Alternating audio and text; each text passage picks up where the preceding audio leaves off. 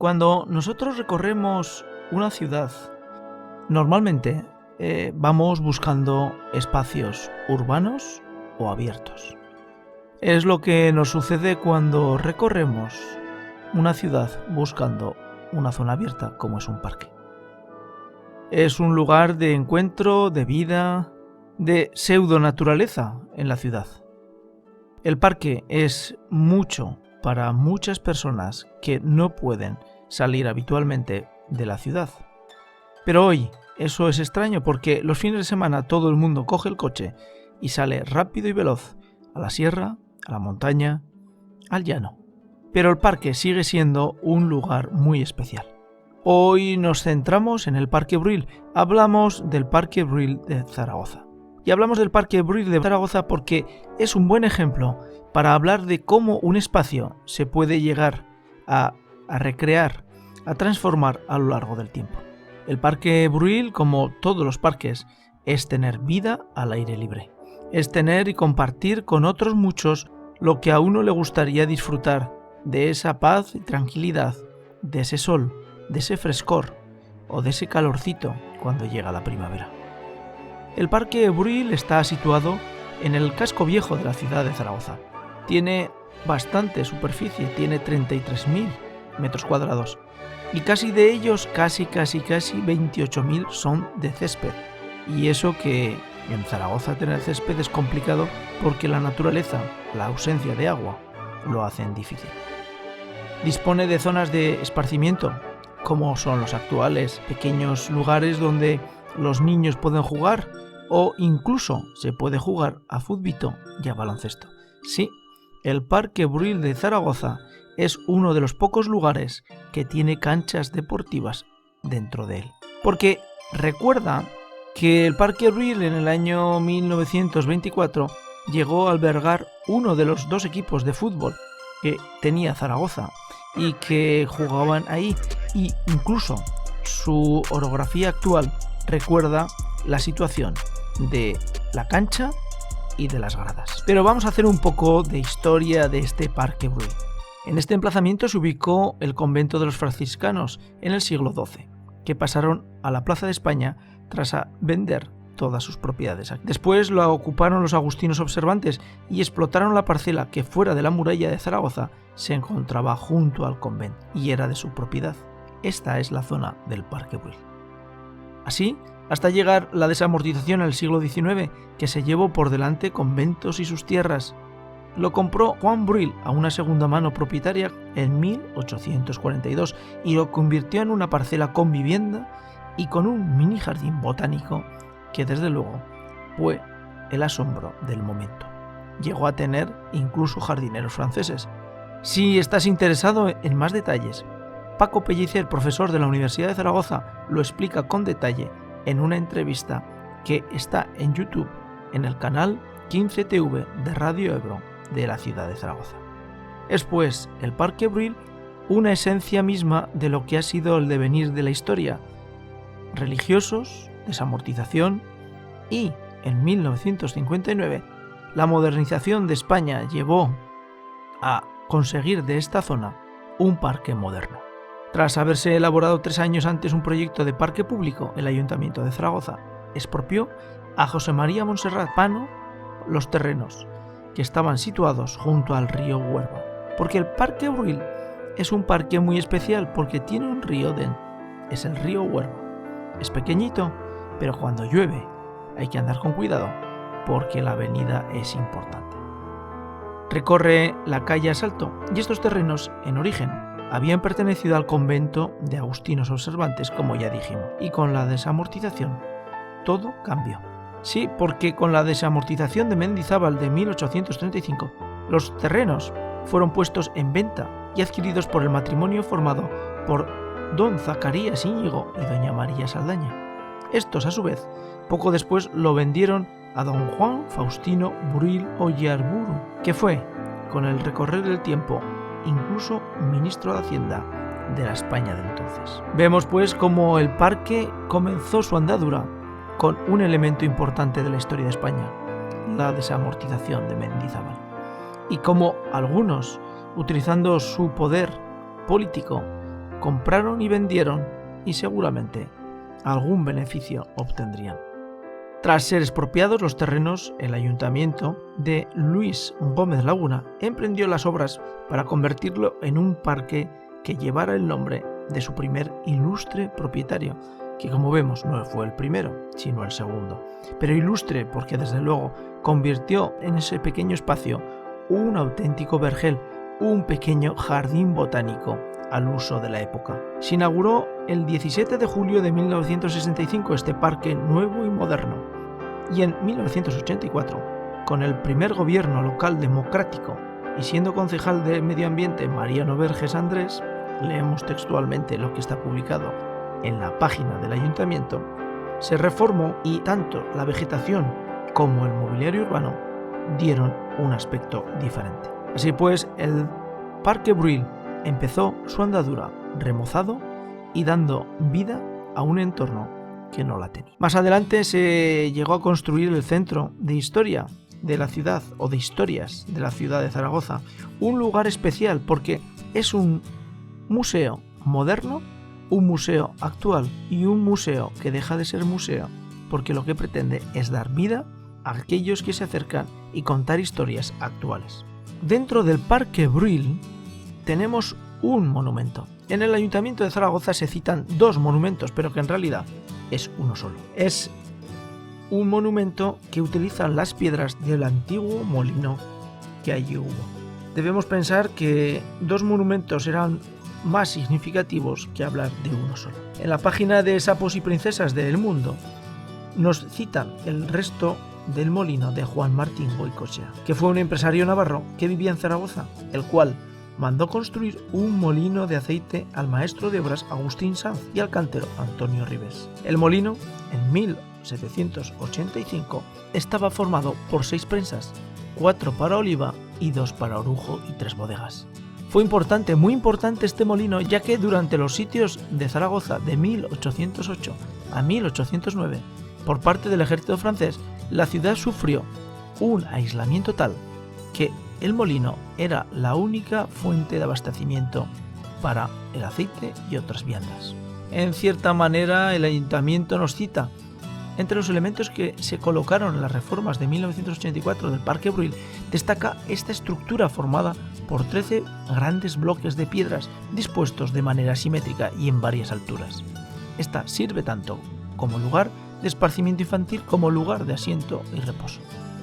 Y ahora viene el comentario dentro del ayuntamiento que dice: en cierta manera, estas piedras colocadas en plena década de los 80 tienen una irónica carga postmoderna. ¿Por qué? Porque estas piedras están colocadas como si fueran falsas ruinas, sobre los que los niños pueden jugar. Y la realidad, que engaña y mucho.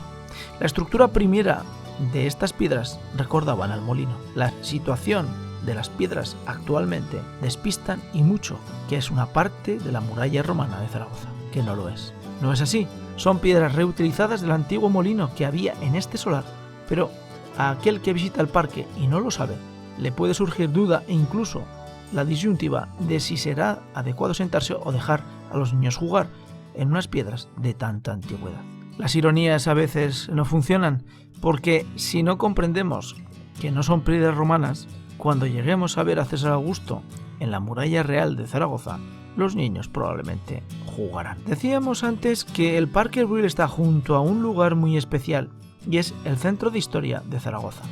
Nace como un lugar para despertar al gallo, para conseguir que todo aquello que no está en los museos normales aparezca, para que el ciudadano, las personas, los individuos puedan crecer poco a poco en un mundo donde la información se convierte en cultura y donde la cultura transforma la información.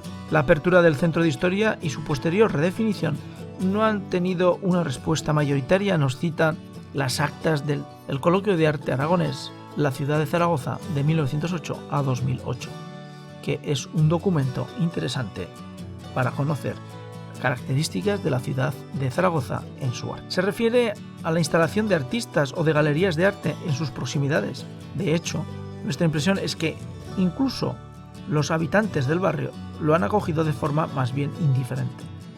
En la zona del Museo de Historia del Centro de Historia contempla unas callejuelas en las que algunos artistas han colocado su sede. Han influido en la mejora de la imagen del barrio y que quizás este lavado de cara favorezca en general un aumento de las actividades artísticas y comerciales. Pero nuestra percepción, dice el acta, es que no se ha creado un ambiente cultural afianzando en torno al centro de historia. Pero qué duda cabe que el ayuntamiento ha conseguido con ese centro de historia dotar a un espacio de una dignidad que no tenía de otra manera. Ese espacio poco a poco hará mella en la cultura y en la ciudad, pero también ha dotado al propio Parque Güell de un aspecto, una imagen señorial, importante, distinguida y, qué duda cabe, diferente. Pero al Parque Güell llegó un nuevo movimiento. En el año 2009, con las inversiones planteadas por el gobierno de Zapatero,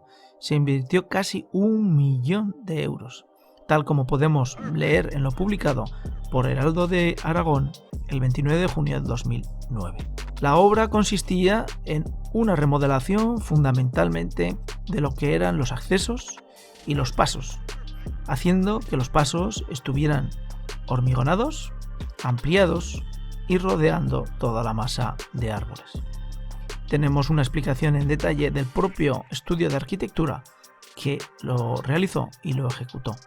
Es de interés conocerlo porque en ese estudio podemos comprobar cómo las calles que rodean toda la masa de árboles y los pasos del parque se ampliaron y se hormigonaron. Se removieron las zonas de parque infantil, se hicieron otras, se limitaron unas zonas donde los niños podían jugar y se albergó con una seguridad mayor la parte de electricidad que alberga el propio Parque Güell. La zona de juegos deportivos se mejoraron y el Parque Güell llegó a tener un aspecto mejor y especial. Pero, tal y como nos relata el propio periódico El País, Zapatero destinó 8.000 millones a obras municipales urgentes para crear empleo. Es decir, esta remodelación no se movía por el hecho de mejorar el aspecto del parque, sino por una cuestión de intentar crear empleo en la incipiente que comenzaba la crisis del 2008, que en España ha sido una de las crisis más duras que probablemente hemos visto después de la Guerra Civil Española. Inversiones multimillonarias y sobre todo rápidas, nos cita Alejandro Bolaños el 28 de noviembre del 2008 en el periódico El País. Esas son las armas elegidas por el gobierno en el último asalto para frenar la recesión. El presidente del Ejecutivo, José Luis Rodríguez Zapatero, recogió el guante lanzado por el G20 al abrir ayer otro frente en la intervención pública. Zapatero anunció un crédito extraordinario de 11.000 millones para financiar inversiones y fijó el nuevo campo de batalla en los municipios que tendrán 8.000 millones para obra pública urgente. Es un elemento importante porque tenemos que pensar que ese dinero invertido dentro del Parque Güell cambió en mucho la fisonomía del propio parque. A partir del 2009 y realizadas las obras, el parque comenzó a tener una vida diferente. Y tras esa remodelación y en unos meses posteriores comenzaron a caer algunos árboles. Los árboles que podían estar o enfermos o dañados. Pero quizá las raíces de esos árboles sufrieron las obras que se realizaron en los pasos. Y a lo mejor el hormigonado que se ejecutó sobre los pasos ampliándolos tampoco les fueron muy beneficiosos. Pero nadie nunca lo sabrá, porque eran árboles, algunos, que estaban ahí desde hace muchas décadas. Algunos más de 100 años. Por lo que vemos cómo la vida en un parque se trastoca en la medida que hay actuaciones alrededor de él. Y eso es una obviedad, eso es una cosa normal y natural. Y ha llegado el punto de que uno de esos árboles falleció, se murió y estuvo durante muchos meses rodeado, temerosos todo el mundo de que cayera.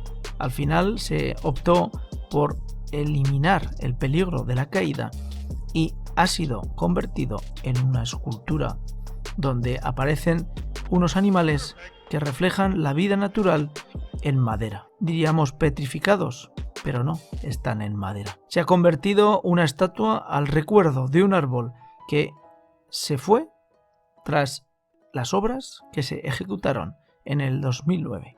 No decimos nosotros que sean culpables las obras de que los árboles hayan ido padeciendo, sufriendo y algunos desapareciendo. Pero qué duda cabe que cuando se actúa en un parque se debe tener presente que la materia viva son los árboles, que los árboles es la parte fundamental de ese parque y que toda actuación hace o puede hacer que esa vida que se ha establecido durante tiempo desaparezca. No nos vamos a rasgar aquí las vestiduras de que hayan desaparecido 1, 2 o 3 árboles de décadas de años. Porque la realidad es que, como hemos visto en el relato que terminamos, el Parque Brühl ha vivido cambios muy profundos desde que los franciscanos ni siquiera podían pensar que su huerta que tenían junto a su convento iba a ser el Parque Brühl. Es un lugar de encuentro, de fiesta y de alegría. Es un lugar especial. Tiene deporte dentro, baloncesto y futbito. Los perros pueden caminar y saltar. Los niños están encerrados en su parque infantil y las personas pueden disfrutar de una mañana de sol en la medida que todo les sea favorable. El Parque Brühl, pues, es un lugar de encuentro, como tantos y tantos espacios abiertos de nuestra ciudad de Zaragoza y también de otras ciudades. Nuestro recorrido por parques de la ciudad de Zaragoza.